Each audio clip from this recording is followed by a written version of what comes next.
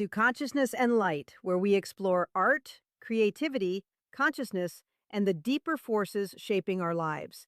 I'm Anna Covert, and today I'm sitting down with artist John Pitre to talk about one of the most unexpected chapters in his life, Telluride. This is not just a story about a mountain town. It is a story about leaving one life behind, taking a wrong turn, finding creative freedom, and discovering that sometimes the place you never planned to stay becomes the place that changes everything. John, welcome back. Thank you, Anna. It's good to be here. Let's start with the beginning. You were leaving Miami. What were you really trying to get away from? Miami at that time was beautiful, exciting, dangerous, and completely unreal. There was money everywhere, parties everywhere, beautiful people everywhere. It was the kind of place where everyone looked fantastic and nobody was sleeping enough. But after a while, I knew it couldn't last. It was too fast, too hazy, too much illusion. I had two little daughters and I needed space, I needed air, I needed somewhere real. So you bought a motor coach. Of course, because when your life feels too complicated, the obvious solution is to buy the biggest bus you can find and drive west with two kids. But that's what I did. I loaded up my daughters, pointed west, and we crossed the Rockies with no real plan, just instinct. And at first, you thought you had found the right place near San Francisco. For a moment, yes, it looked comfortable, upscale, a little artsy. The weather was beautiful.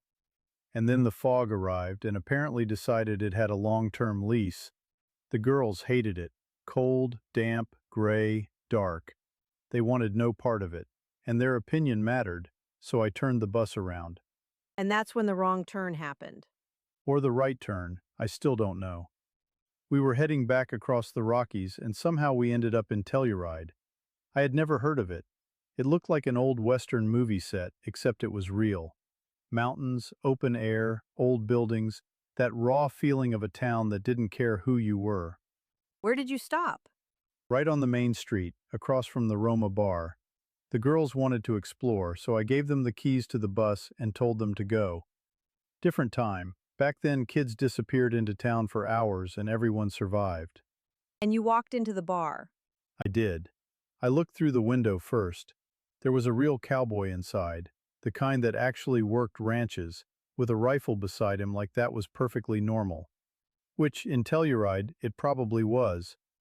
The bartender looked like a cross between a hippie and a cowboy. They both looked tired of each other. I walked in and the cowboy turned to the bartender and said, "Pour this man a drink, put it on my tab."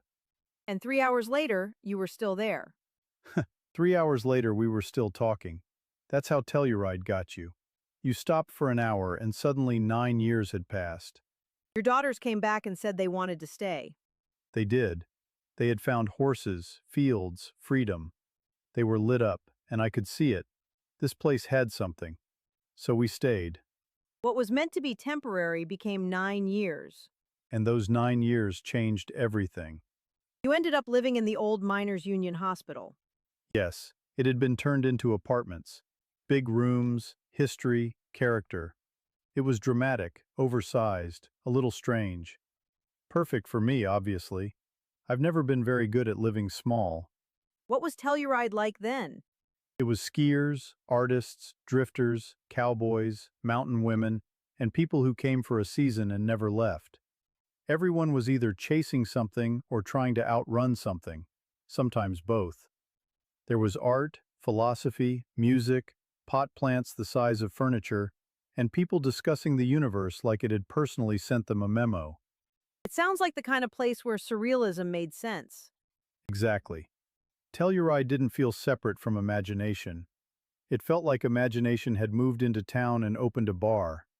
Speaking of things moving into town, let's talk about the motor coach. Haha, the bus. I parked it behind the miners' union and forgot about it, which is a very optimistic thing to do in a mountain town before winter, Then the snow came. and kept coming.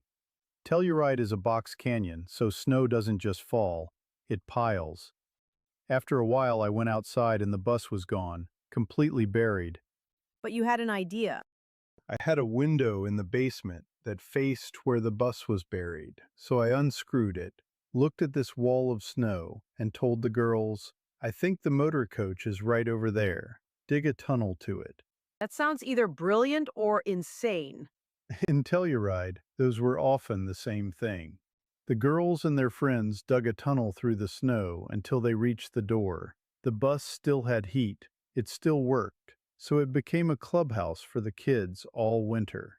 And later, the cowboy from the Roma bar needed a place to stay during the snow months, so he stayed in the bus too. The motor coach found its purpose. It did. Everything in Telluride seemed to find a strange purpose. Then there were the twin sisters, local legends. Oh, yes, the sisters. They were mountain women, cowgirls, business owners, landowners, and absolutely impossible to intimidate.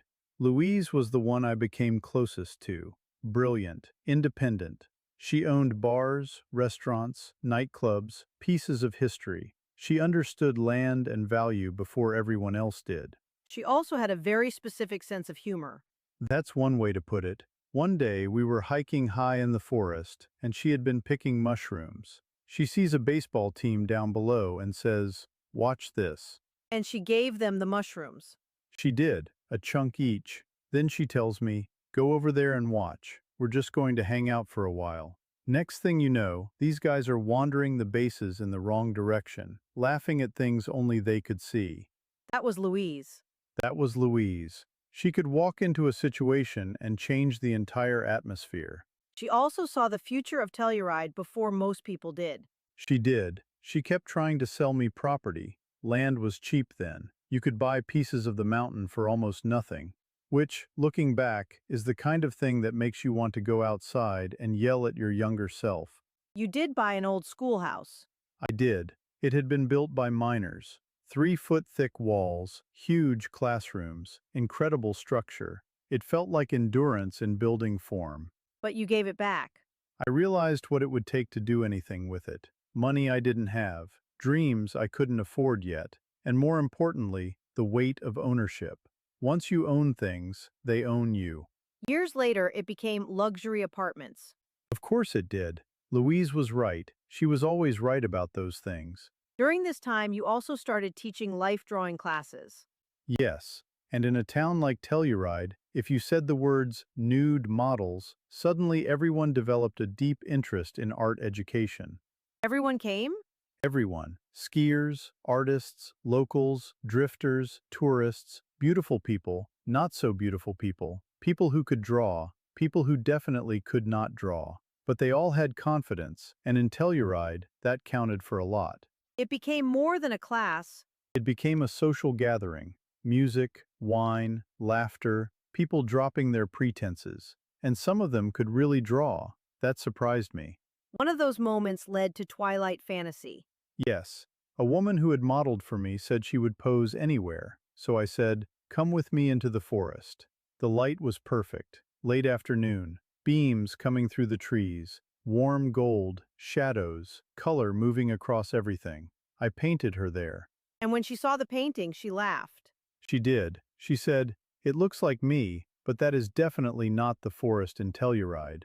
And that was exactly the point. I wasn't trying to copy the forest. I was trying to capture what the forest felt like. The light, the sensuality, the atmosphere, the dream inside the moment.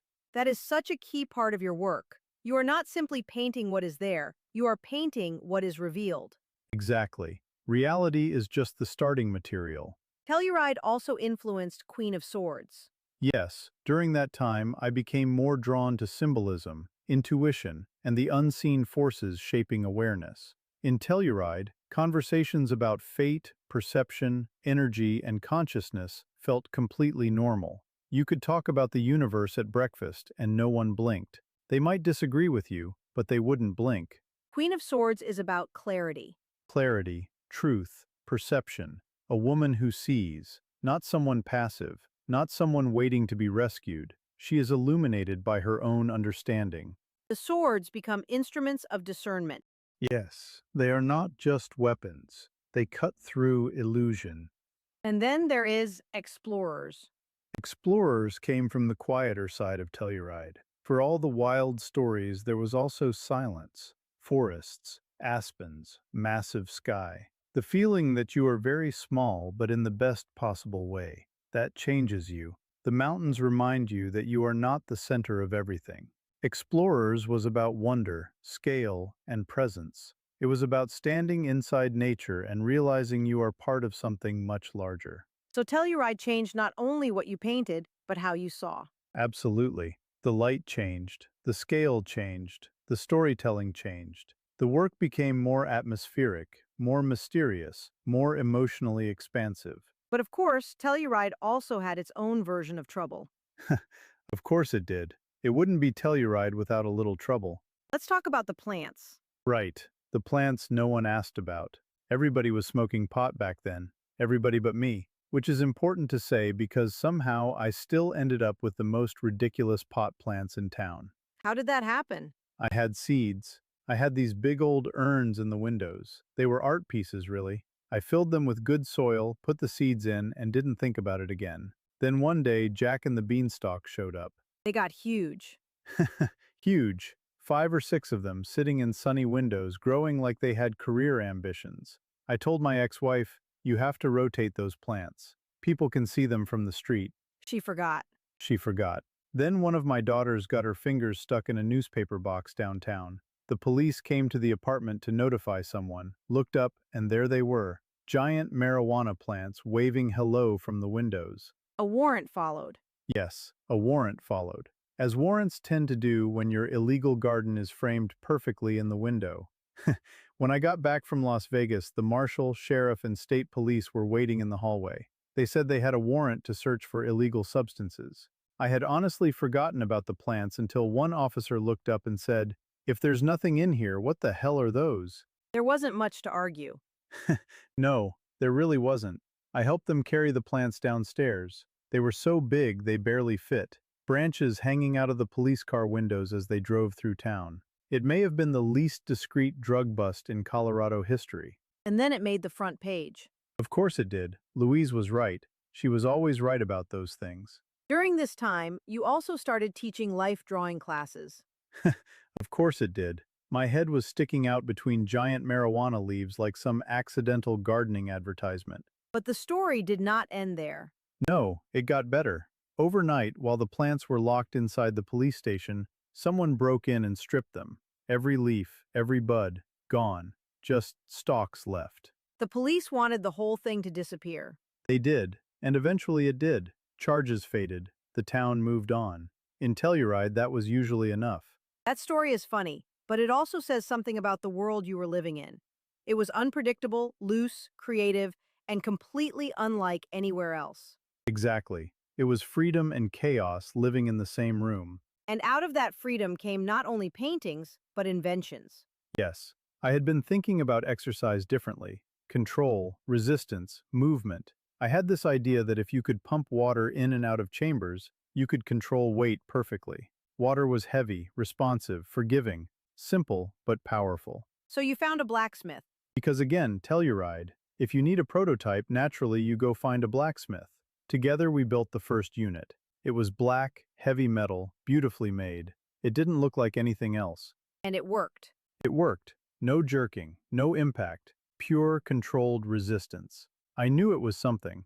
Then Arthur Jones heard about it. He did. Arthur owned Nautilus. He changed exercise equipment. He was brilliant, intense, larger than life. He heard about this variable resistance machine and came to Telluride to see it. What happened when he saw it? He looked at it for about 5 minutes. That was all he needed. He understood everything. The engineering, the concept, the potential. Then he looked at me and said, "Pack your bags. Tell your girlfriend to pack." Just like that. Just like that. Where were you going? I asked him that. He said, "Atlanta. We're picking up some football players." That sounds like the beginning of another completely different story. It was. We flew to Atlanta, picked up these big football players, and then went down to his place in Florida. He had a runway, a hangar, wild animals, elephants, giraffes, crocodiles. He would feed the crocodiles live chickens and make you stand there and watch. That was Arthur's idea of hospitality. So Telluride had been your artist's world, but now something else was calling. Yes, something bigger, something that would demand everything I had learned and push me into a completely new chapter. When you look back at Telluride now, what do you think it really gave you? Freedom, scale, light, a different way of seeing. Telluride gave me room to explore, not just outside, but inside. It gave me people who were strange and brilliant and flawed and alive. It gave me stories. It gave me silence. It gave me mountains. Freedom, scale, light, a different way of seeing. It also gave me a drug bust, a snow tunnel, a cowboy roommate, and a blacksmith-built exercise machine. So, a balanced education. It sounds like Telluride taught you that creativity is not always clean or planned. Sometimes it comes from wrong turns, odd people, buried buses, strange invitations, and places that make no sense until later. That's exactly right. Creativity needs space. It needs friction. It needs surprise. If everything is too controlled, nothing alive gets in. And that is the consciousness inside this chapter. Telluride was not an escape from life. It was a deeper entrance into it. Yes, it was a place to slow down, but never to stop. This has been Consciousness and Light, featuring John Pitre and the story of Telluride, a place to create, explore, get lost, get found, and let the light change everything. And if you ever take a wrong turn in the mountains, pay attention. It might be the best decision you didn't mean to make. Until next time.